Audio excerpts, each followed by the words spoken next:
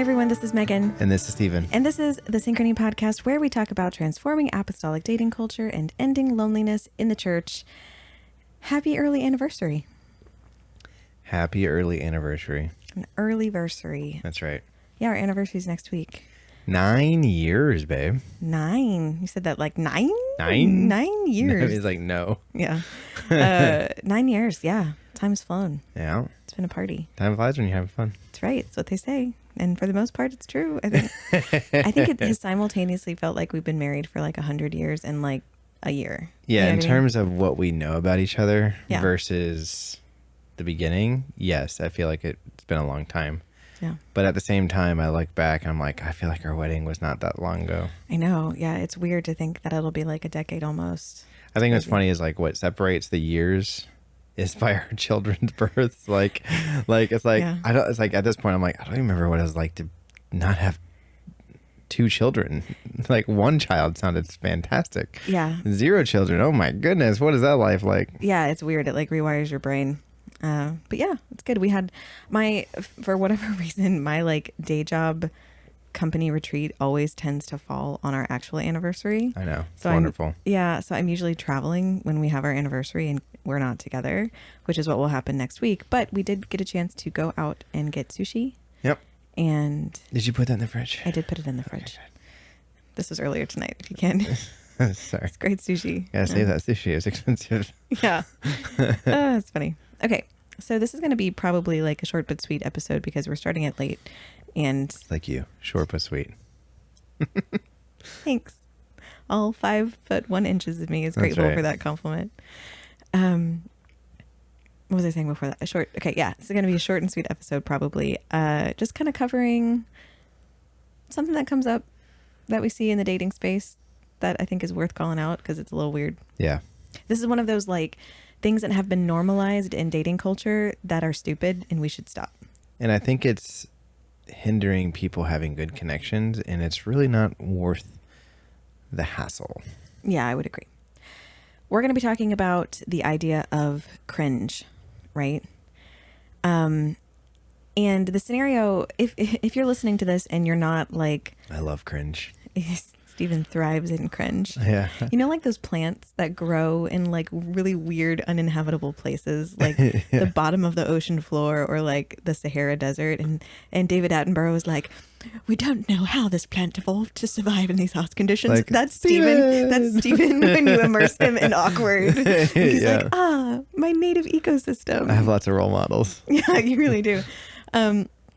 So if you're not like a millennial or a zillennial or whatever the other generations around us are called, you might not know what we're talking about when we say cringe.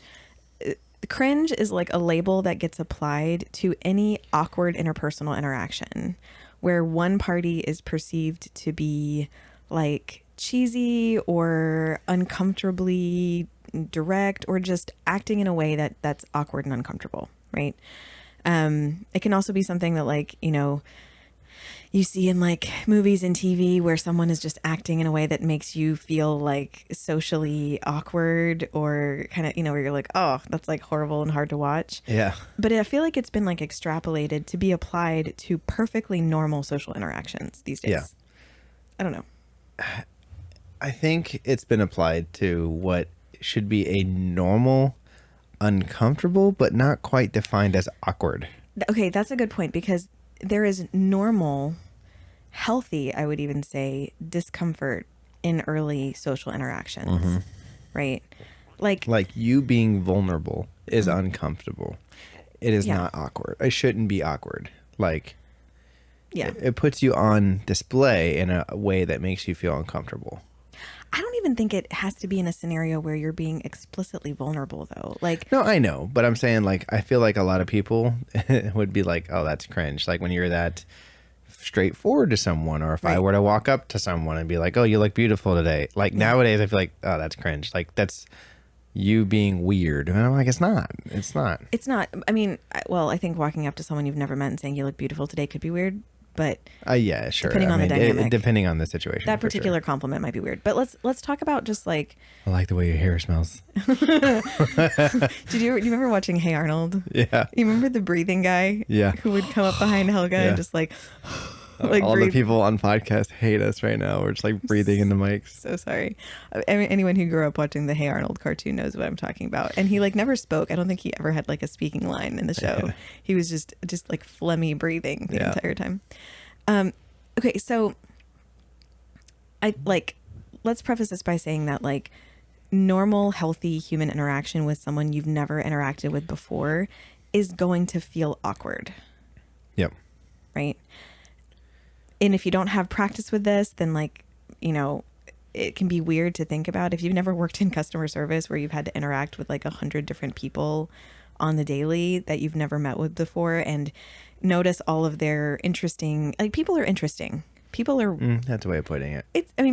everyone has their little bits of weirdness, right? Yeah, sure. And how we speak and how we interact with each other. We've all developed in these little tiny microcosms of our homes and families where everything in there is normal, but it's not normal to anyone else around us, right? Yeah, sure. If you don't think you're weird, you're wrong.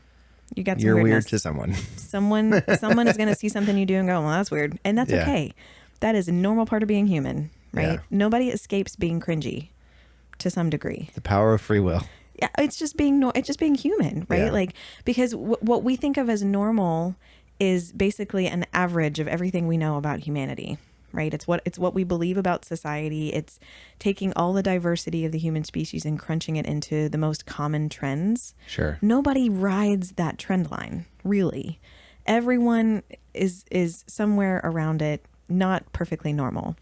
And you got to embrace that and just know that someone's going to feel like it's weird. Right? That is a normal part of basic human interactions.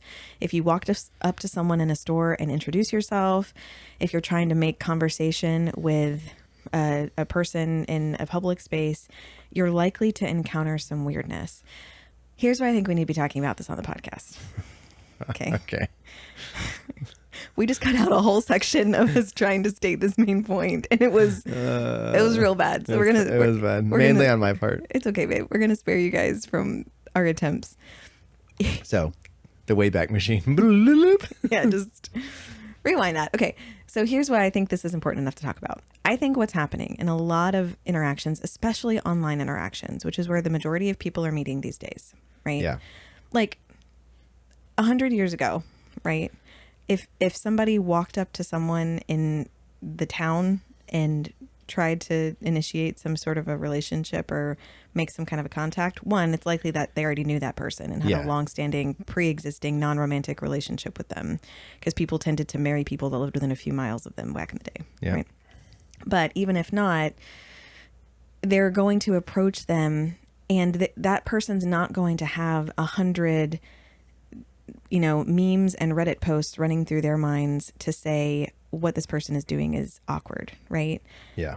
Even if that person's actions were a little bit goofy, they wouldn't have this whole repository of labels to apply to that. I think that the way people are interacting now in early dating, especially online, and the fact that all these labels exist of like awkward, cringe, whatever, it's too easy to apply that label to an initial interaction. And every early dating interaction is going to be awkward. Yeah. There's going to be some awkwardness to any of them. Yep. You want to talk about what you're thinking about? It's like, hey, have you heard of lysine?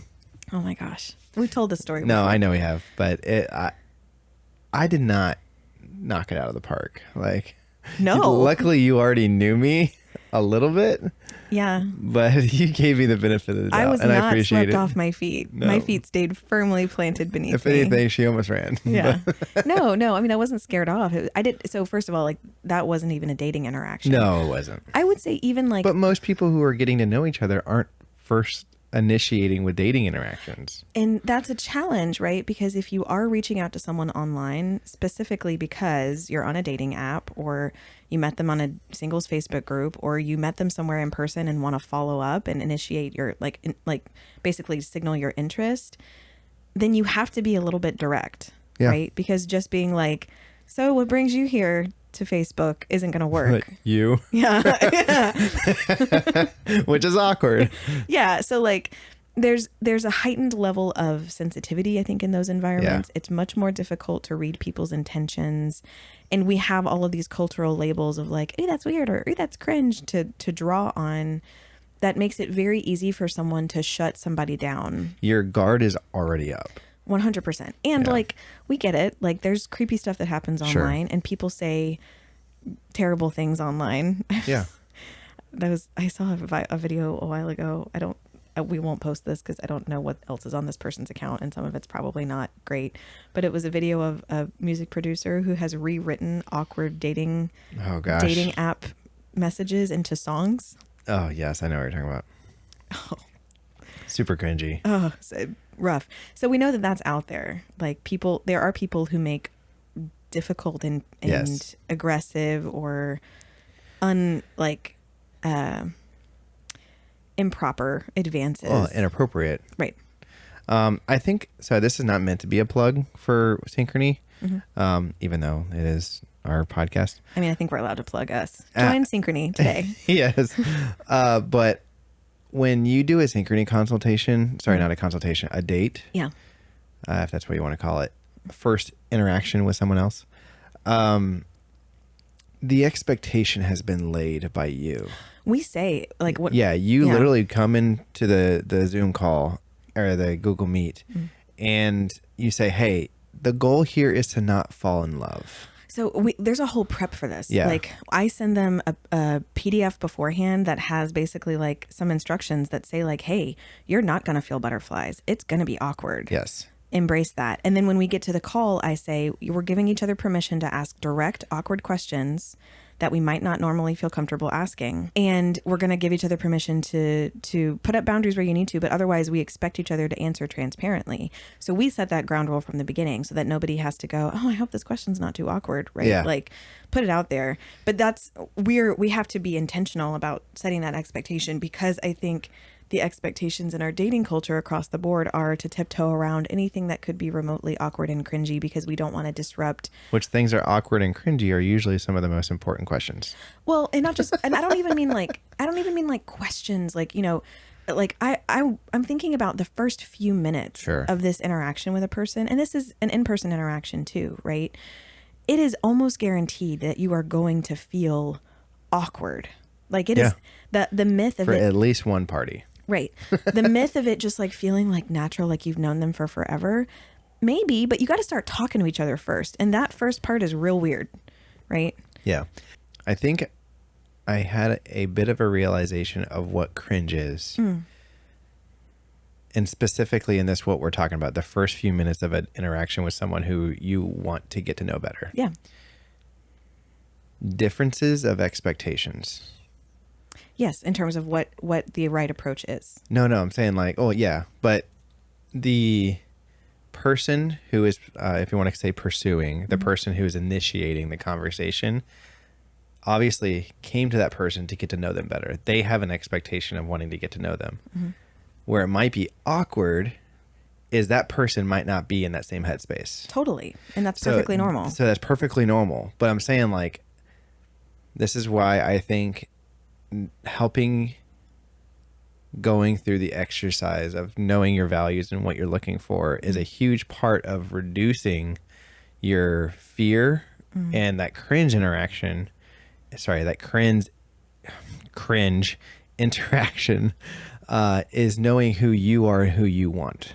Having that confidence. Yeah, having that confidence. And so I think that will give you a best foot forward in that conversation. I think that you're right that in most of these early interactions, it's likely that there will be one party that is more interested than the other, or that is seeing potential where the other person has not yet. That was definitely true in ours. Do you remember our first actual interaction? Ever? Like before we were dating, like the first time you approached me and said something to me directly at church? Oh, yeah. Oh, well, we had talked in groups, but first direct. You coming to me and having a one-on-one conversation with me. What did you say? Tell the Talking people. about cringe. Holy smokes. Tell the people. So this is how you get the ladies, guys. It is not. It's fine if you do this. It worked out fine for Steven. Eventually, years later. So Megan has an incredible singing voice. Thank you. and she would lead worship amazingly. Thank you. And it was very common knowledge that you had a very good voice. And amongst the guys, we would talk about how good your voice is. I didn't know that that was the topic of shared conversation, but sure. Sure. Well, one day, again, I thrive in cringe. I knew this was cringy, but I didn't care because I wanted to give you the compliment. Stephen, you are the most persistent person in pushing through the cringe. Yes. Which is why you connect so well with people. Sometimes. This is why you try to Except connect. For the people that avoid cringe. This is why you try so hard. They are the opposite polarity. Yeah, they're like, why is the sea urchin approaching me? Yeah. You're like, I thrive in the anyway. Sorry. Yeah. So I walked up to you and I said something along the lines of like, you have the voice of an angel or something really you weird. weren't flirting. No, I wasn't. I was being like, you have an incredible singing voice. And for whatever reason, in that moment, that's the phrase I said to her. You chose, you have the voice of an angel. Yeah. To which I went, oh, thank you. Because I thought you were 12. Yeah, I know. And I thought you were 35. Yeah. So anyway, the takeaway from Take this. that if you wish. Yeah, it's fine. I have an old soul. Thought you were old as Jesse. Nobody knows who that is. Anyway, so we shouldn't have podcasted tonight. We're loopy as We don't have all a get choice. out. I know. So the takeaway here is like the initial awkwardness is not a bad thing. Like, No. so one of the things is that we have this myth in our dating culture that like you're gonna lock eyes across the room and feel a jolt of energy, right? With a complete stranger, and you'll suddenly know in your heart of hearts that they are the one. I dreamed about this happening at church camp, and we randomly. Sure. It's the look across the aisle, and then they look at you, and then you look away, and then you look back, and they're also looking back at you. You're like, there's a connection. Yeah, that's what you hope for. Yeah. I was that girl at church camp that was like skimming the crowd, and no one ever looked at me. I was like waiting. Yeah. Meanwhile, Steven's over in the corner, like, "Do you want to be my friend?" Yeah. So I was talking to a rock. probably. so you like that myth that like there's going to be a connection before you even speak to each other. Yeah. That makes you feel safe enough to approach. Like that's what that myth is about. It's about there being such a strong connection before there's actually an interaction that when you do go to interact with each other, nothing bad can happen. And it's a myth that tells us that you can have great connections with no interpersonal risk. Yeah. And that is not the case. And that is not the case whatsoever. You cannot build healthy friendships. You cannot build new relationships without putting some interpersonal risk out there. Like you have to be willing to start a conversation that might flop. Yep.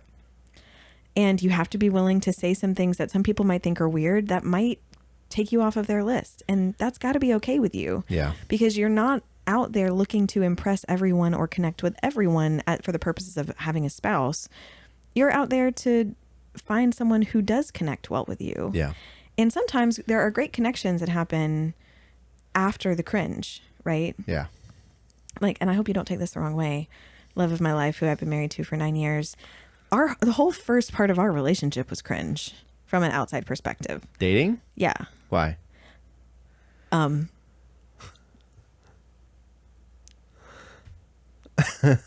You? Fair. Fair. No, I mean, here's the thing, like, Would you have it any other way? no, like, because In hindsight. right. There were, and when I'm talking about things that were cringy about our early relationship, it was little stupid things, right? Like stuff. Go ahead. List them off, babe. No. Not stupid things that you were doing, like stupid in the sense that they weren't important to building our connection, right? Like the fact that you asked me out to Froyo after talking to me about taking pills for my cold sore on my face. Yeah, that I liked. Like that was not intended to be a date. Sure. That was, we were going to hang out and people canceled.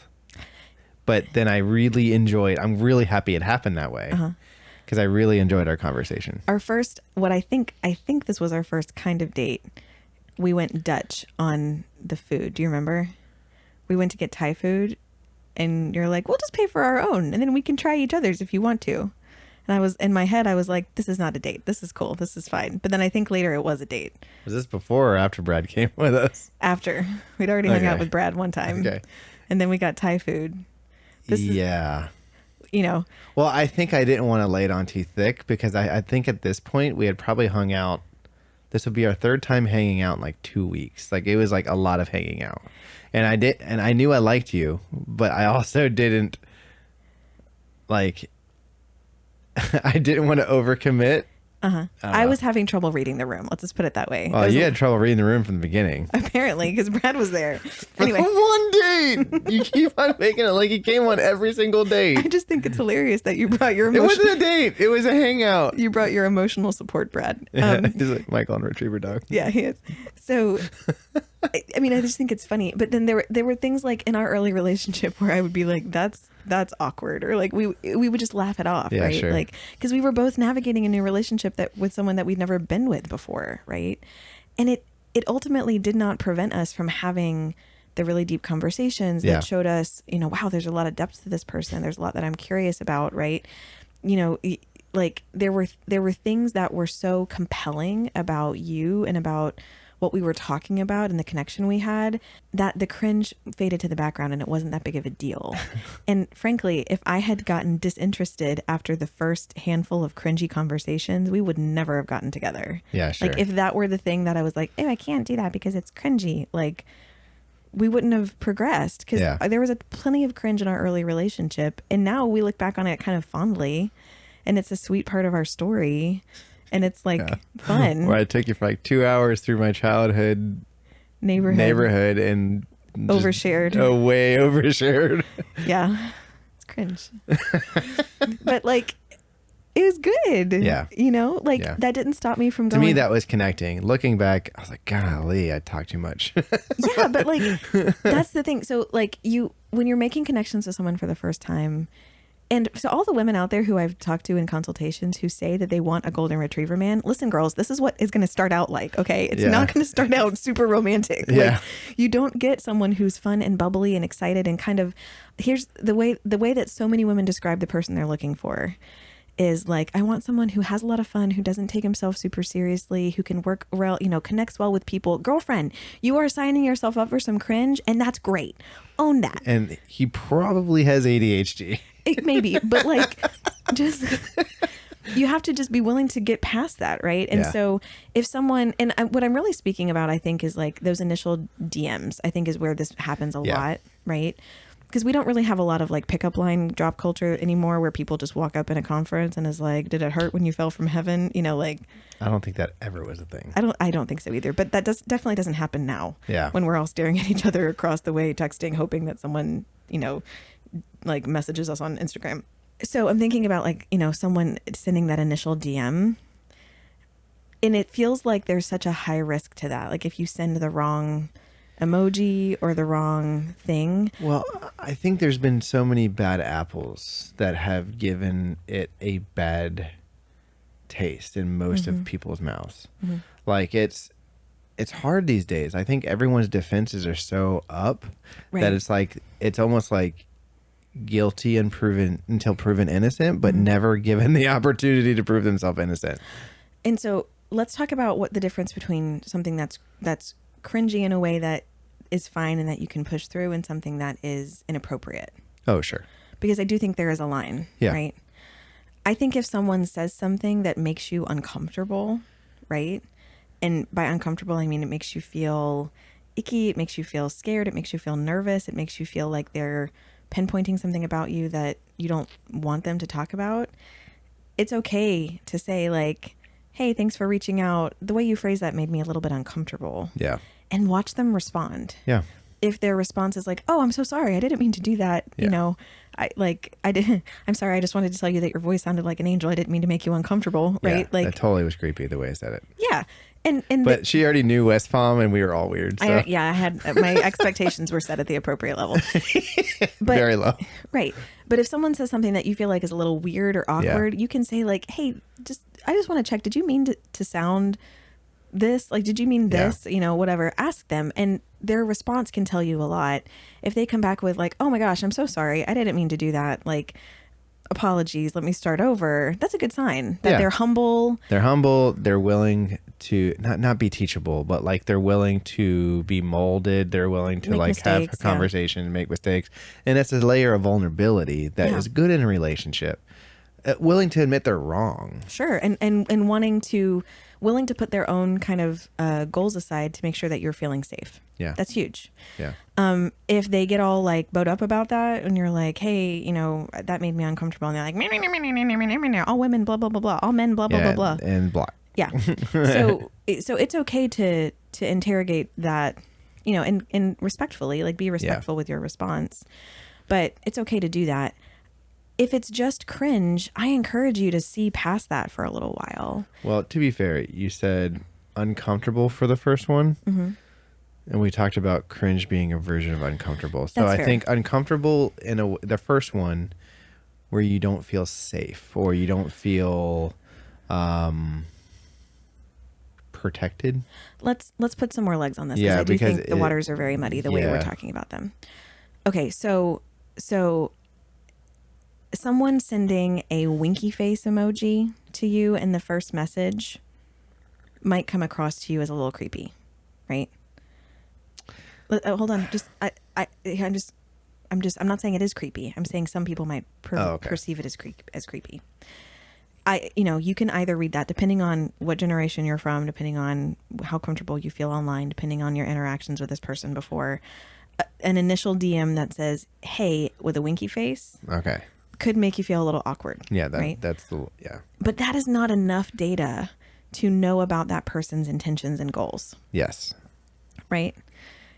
And so you need to gather a little bit more data to know, is this just cringe that's a little awkward that I can push through, or is this discomfort? Yes. Right? So saying, hey, nice to hear from you. Did you mean to send a winky face? It made me feel a little awkward, right? Yeah. And seeing how they respond to that could give you that data of like, are they going to be overly aggressive? Are they trying to make an innuendo? Yeah. Are they trying to be, like weird in some way? Or is it just that they hit the wrong button on the emoji, or they just don't use emojis that often? Or yeah, that's the thing is like some people just don't understand context clues. And, right. and I can fairly say that a lot of men probably don't understand how many bad interactions most women have online. Yeah. And so some guys just don't know that that's probably not a good emoji to use for the first one. Right. And we're not here to give you a bunch of emojis. No. It's just but use discernment, but basically try to push through this social cringe. Yeah. As long as it's not something that feels unsafe. And when I say unsafe, it doesn't mean that you think they're going to stalk you, right? But no. just you need to be able to see their intentions and motivations in the interaction. If their motivations are sexual, if their motivations are sort of predatory feeling, or if they feel very self-centered about what you can do for them, not a great thing. Yeah. Right. Well, so here's what I mean by unsafe. I'm sorry. When I am pursuing someone, mm-hmm. or when I was pursuing you, mm-hmm. I wanted to impress you. I wanted you to like me. Mm-hmm. But at the same time, a part of that, I wanted you to know that I cared. Yes. Which is a version of, in my mind, protection, mm-hmm. right? I wanted you to know that you can be safe with me. Mm-hmm.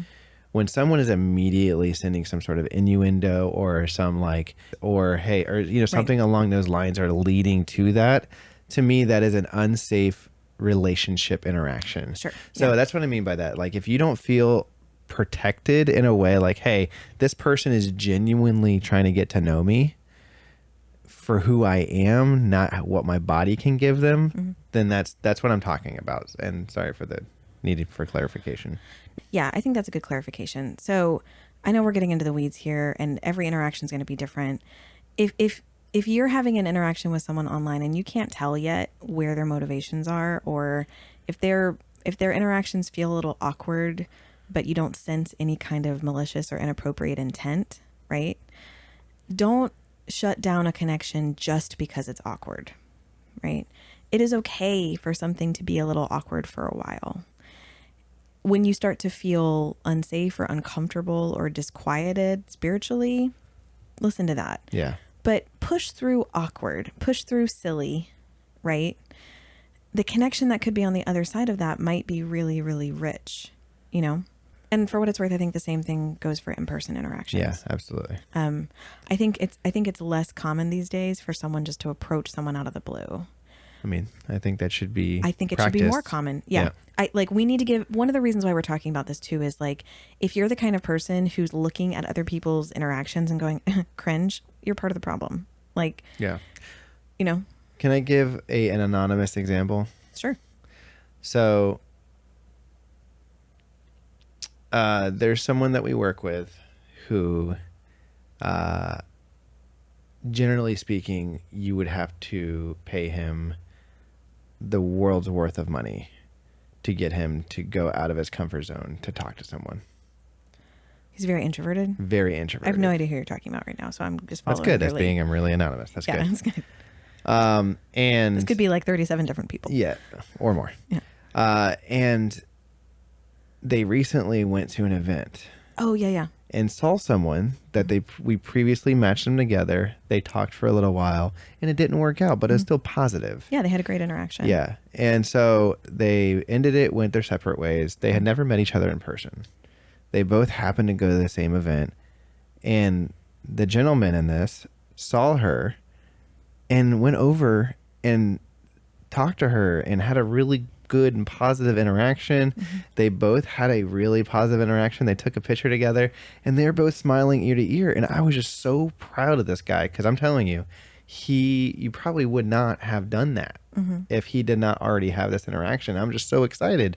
But like, that's so much, like we need that so much more. Human connection is lacking these days.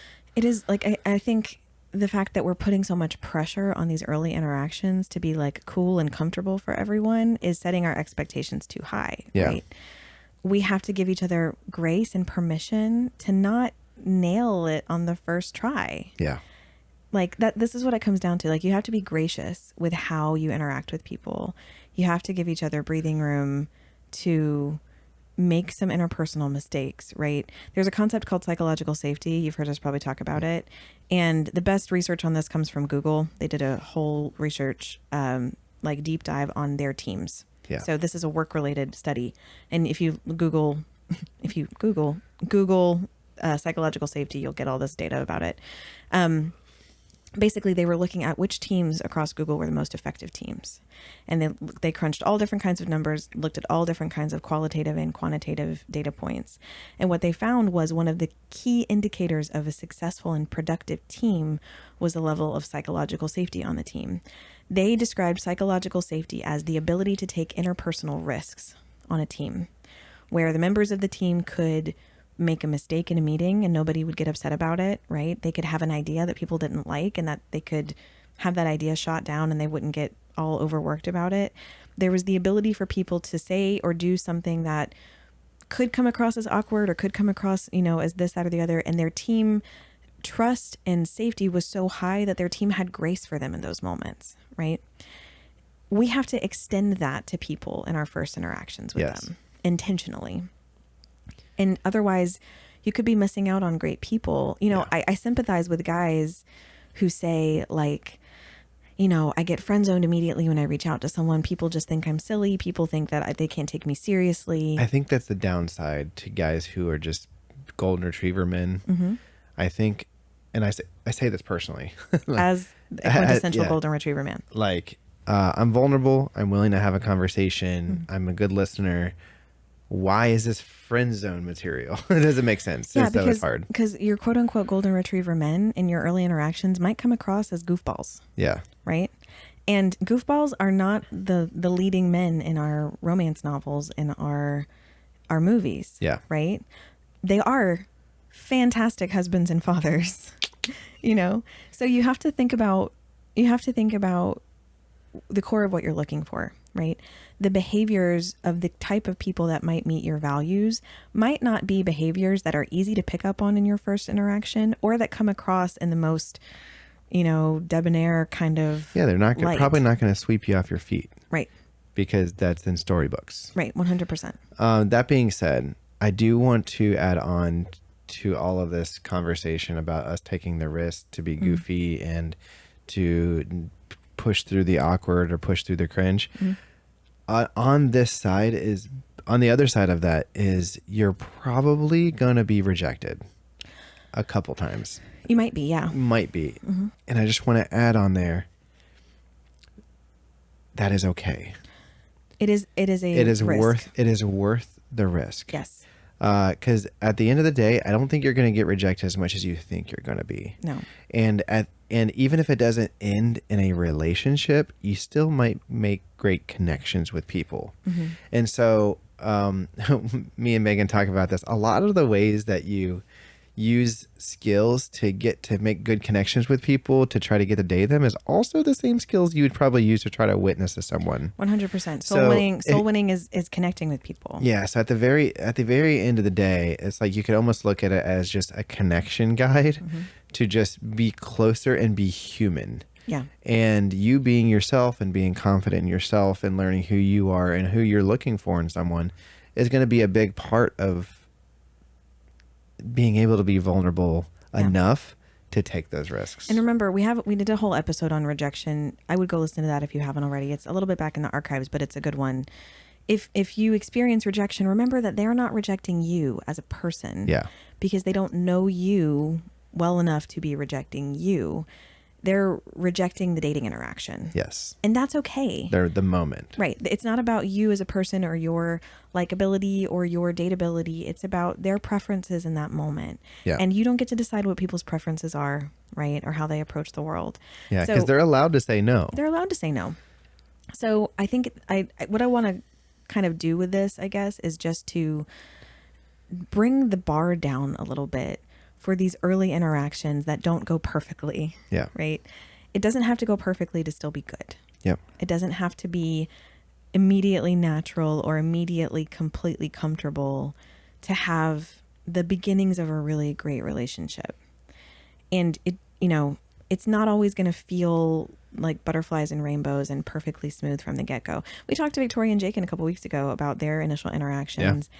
And some of them were super awkward. Jakin was telling us about how he was trying to be so studious in his discussion with, because I had given them like a fake homework assignment of like, try to find 10 things you have in common in their first date. This is their first interaction.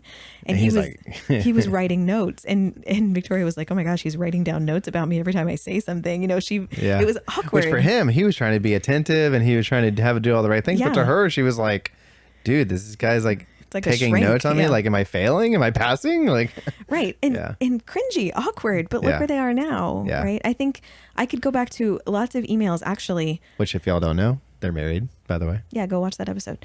I could go back to lots of emails from our couples that are now engaged where their first interactions were not perfect. Yeah. Another couple, I remember I almost sent them these emails when I wasn't sure like how they would feel about it. After their first interaction, she emailed me and was like, I don't know about this guy. He seemed real awkward. And they moved on into a beautiful relationship that's now, moving into marriage, and we're thrilled for them. It doesn't have to be perfect to be good from the get-go. Yeah.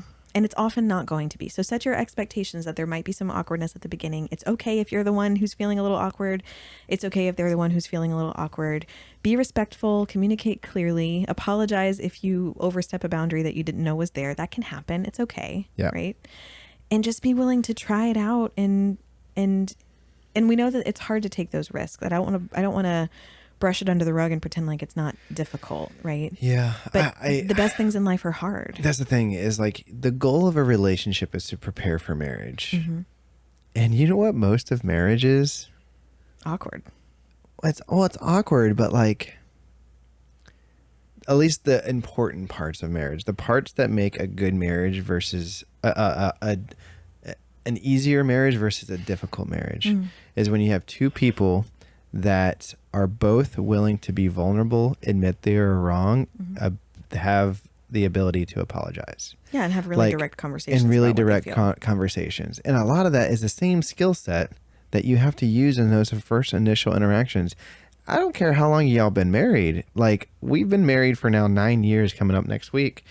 And I still think you're cringy. Well, yeah, that too. But even in those intense conversations where we disagree about something, or I have to admit that I made a mistake, I still feel awkward. Sure. Like, it's not a matter of like no matter now she knows all my flaws, my mistakes. Like, it's not awkward. I still have to humble myself and have that conversation with you. Yeah. So the thing is like, again, I love looking at everything as like a skill. Like, this is a skill you can work on. It's going to be a useful skill in other places than just dating. Which brings me to a great point. Maybe we can wrap with this. Some Yeah. practical advice for how to go practice this. Yeah. Right? Because I Talk think to a wall. please don't do that. I mean, you can if you want to, but Just do it behind closed doors. not in People public. think you're crazy. Yeah. If you're the type of person, so, I work remotely. Yeah. I can be in this room for my entire day and never see the sunshine outside, never have to interact with someone who's not in my immediate family. Yep. More and more of us are living and working in that kind of environment, right? Which means that it is even more difficult to practice these connecting skills, Yeah. right? Try to seek out opportunities that will stretch you there, whether it's a volunteer opportunity, doing things like becoming a greeter at your church, Yes. right? Saying hello to people when they walk in the church in the morning. Might be very uncomfortable for you if that's not your vibe. It's going to be so good for you, right? Also, what's really good for you, and what really helped me is doing van ministry. Oh, yeah. Like, you can be a van driver where you don't talk to anyone the whole time. Lame. And it's terrible. And it's awkward. But when you pick up the same people or similar people every single week, you become invested and you learn how to ask good questions and ask conversations. And then sometimes they'll reciprocate to you, but learn to ask good questions. Right. Volunteer in Sunday school because kids don't mind gosh. awkward. Oh, kids will eat right through your awkward. Well, it depends on the age of the kids. Middle schoolers might not be the place to They're start. not impressed with your awkward. Middle schoolers might not be the place to start if you have concerns about working Yeah. out some awkward. Also, don't practice your comedy routine with kids. Yeah. But like the bar is low, right? Yeah. Like they'll tolerate a lot and still think you're cool. Yeah. So I would say find opportunities, and we listed off a bunch for church. There's probably opportunities at your workplace or at your Sure. school to do the same things if that's not convenient. Find opportunities to put yourself in scenarios where you have to meet new people and have initial conversations with them. Yeah. Because it is such a valuable skill. And it's going to serve you well in dating. It's going to serve you well in ministry. It's going to help you and your spouse have better communication later. Be willing to tolerate some awkward, lean into the cringe a little bit. Yeah. Try to push through it. Yeah, it's going to be valuable. Give more grace. Yep. Yep. Hey, Hey, guess what? what? Thank you. You are welcome. Thank you for marrying me despite. No, there were so many good things that I saw about you early on that Go ahead. I think the things that stuck out to me from the get-go, I don't know if I've ever told you this story actually. Oh boy. Yeah. So I was in college when we were dating, right? Yeah. And I lived in a dorm with 3 other female roommates, in a little kind of apartment type situation. And they knew that like we were hanging out, right? Like they Yeah. had seen like, oh, hey, I texted them like, Megan has left her corner. well, I was like, hey, I'm going to be coming home a little bit later. I'm going to go get froyo. You're like, we would keep Yeah, each other sure. up to date for safety reasons, Yeah, right? yeah. So they knew I was hanging out, and we come back and talk about it. And like I remember them getting to meet you at like graduation or something. Yeah. When I was helping you move out or? Yeah, you helped me. That was so funny. Yeah, you came to my graduation, changed clothes, helped me move stuff out of my dorm, and then went fishing with my dad and my grandpa. Yeah. Well, this is after a couple weeks of dating, but yeah. Yeah, I mean, we'd whatever. But I remember their first impressions of you were like, he is so nice. Like, they're like, he's so like happy and open, and I felt like he was so easy to talk to. And it was so cool to hear that from people around me that were like confirming what I was saying. I remember one of my friends Crystal, I love her to death. She was like, Megan, where do you meet these men? And I'm like, girl, church. Like, I've been telling you for 4 years, it's time to go to church, like, Yeah. but it was such a testament to the things about you that make people feel so instantly comfortable, right? Like, It's all the practice of me talking to walls. that's what it was. No, but like, it's not that you don't say things that are awkward and silly. It's that you don't let that stop you from showing genuine care for people and asking them questions and making them feel so seen. Yeah. So you not focusing on your own awkward is, I think, That's what West Palm is. what? None of us care what people think about us. That is not true. None of the guys care about what people. Most of the guys don't care what they think A about us. small contingent of guys, all the golden retriever puppies of the church, have very high No, tolerance. I mean, I can only think of a couple who actually cared, but like, we were authentically us Yes, I think that's to the bitter end. to the bitter end. It is a valuable thing. I think you guys had a confidence and a high degree of psychological safety that made it feel like it was something you could be, right? Sure. So anyway, all that to say, I'm glad that we pushed through the cringe of our early relationship. Very happy to be married to you for 9 wonderful years and many more to come. I love you very much. I love you too. Thank you for tolerating me. You're welcome. I thrive on saying something that makes you have to stick your head into the microphone, Yes. and we have to cut it out. I should be saving those so we can just do a reel of just me going, oh, Stephen, like, Yeah. over and over. Yeah. Stephen, you can't say that. Stephen, you cannot say that. Yeah. To the mic. I had to do it like at least 5 times tonight, just so Yeah. you know. We've cut them out. You won't see them. It's They'll usually never see the light of day. and lack of sleep, which is most nights. Yeah. Okay, we need to stop before your phone dies. Yep. Okay. Love you. Love you too. Everyone have a great week. Bye. Bye. Be awkward. Be awkward. Hit the mic.